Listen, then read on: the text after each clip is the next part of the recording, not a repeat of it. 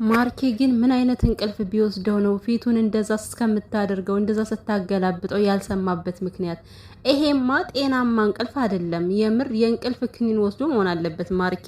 እንዴ በዛን ያክል ደግሞ ፊቱን ደሰስ እያደረገ ተመልሶ የሚተኛው ነገር ወይ ማርኬ።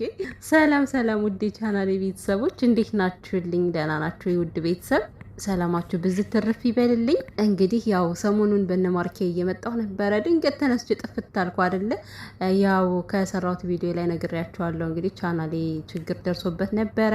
አሁን ተመልሻለሁ ማለት ነው። እና ይሄን ቪዲዮ ሁላችሁም ስታዩ ላይክ እያደረጋችሁ የቤዚና የማርኬ ቤተሰቦች እና ቀኘት ሳረግም ማርኬና ቤዚ ታርቀዋል ማለት ነው። እግዚአብሔር ይመስገን። እኔ ስለታረቁ እጅግ በጣም ደስ ብሎኛል። ማርኬ ለምን እንደዚህ ታረጋለህ ቤዛ ልክ ናት ብዬ ብናገርም መለያየታቸውን ግን እውነት ለመናገር እኔ አልፈልግም። እኔ ማንም ሰው እንዲለያይ አልፈልግም በነገራችን ላይ እውነት።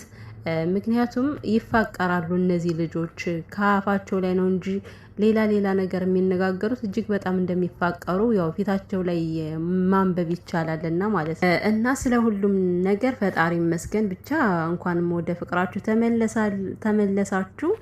እንግዲህ አባዬ እማዬ ቤዚ ማለት ነው ይሄ የኔ ባል ውዱ ባሌ የወደፊት ባለቤቴ ስትል ማለት ነው። እግዚአብሔርን እኔ በጣም ነው ደስ የምትለኝ። የሆነ አንደበቷ ጥፍጥ ነው የሚልና አስቡት፣ ለእኔ እንደዛ ስጠራ ደስ የሚለኝ ማለት ለማርኬማ ስሜቱ ከባድ ነው የሚሆነው። በዛች ጣፋጭ አንደበቷ ባሌ ውዱ ባሌ ሲባል ማለት ነው። እና ቤዝዬ ደግሞ ማለት የምፈልገው ስትጣሉ ደግሞ እስኪ ውድ ባሌ አዳምጠኝ እያልሽ አውሪው፣ አትቀያይሩት ማለት ነው። ይሄን የሚጣፍጥ አማርኛችሁን ስትጣሉ አትቀያይሩት። በእርግጥ መጣላትን ያርቅላችሁ ከዚህ በኋላ ፍቅር እንጂ ወደ ጸብ የሚያመጣችሁን ነገር ፈጣሪ ከእናንተ ያርቅላችሁ። ስለታረቃችሁም እጅግ በጣም ደስ ብሎኛል ማለት ነው። እና እንግዲህ ቤዚሻ ተነቀስኩ ብላ እሱን ብቻ ሳይሆን ተመልካችንን ፕራንክ አድርጋለች ማለት ነው።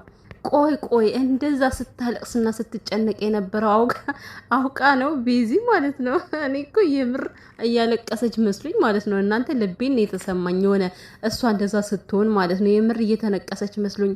ዛሬ ማርኬ ውሃ ሲነግራት እጇ ላይ ምንም ነገር የለም። ወይ ቤዚሻ ተጫወትሽብና የእውነት እኔ እንግዲህ ከእጇ ላይ ምንም ነገር አላየውም። አውቃ ነበር ሶፍቱን ጠቅልላ የመጣችሁ ተነቅሻለሁ ለማለት።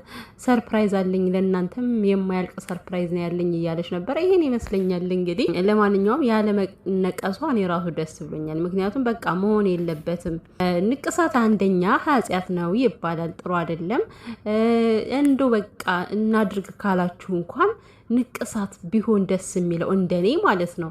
እንደኔ ደስ የሚለው የእናት ንቅሳት ይሻላል። እናታችሁን እዚች ጋር ከእጃችሁ ጋር ብትነቀሷት ምንም ችግር የለም። ለምን የእናት ፍቅር ዘላለማዊ ነው ታውቃላችሁ። ከእናታችሁ ጋር የሚለያችሁ ሞት ብቻ እንጂ ምንም ቢፈጠር ምንም ከእናታችሁ ማንም ሊለያችሁ አይችልም። ፍቅረኛችሁን ግን ኔቨር አትነቀሱ። የምሬን ነው። ጥሩ አይደለም። በቃ እንዴ በተለይ አሁን ቤሲና ማርኬ ሲጣሉ ማለት ነው ስጦታ ነው የሚመላለሱ። ታስቡት አሁን እጃቸው ላይ ተነቃቅሰው በኋላ ስምን ውሰድ ሊባባሉ ነው።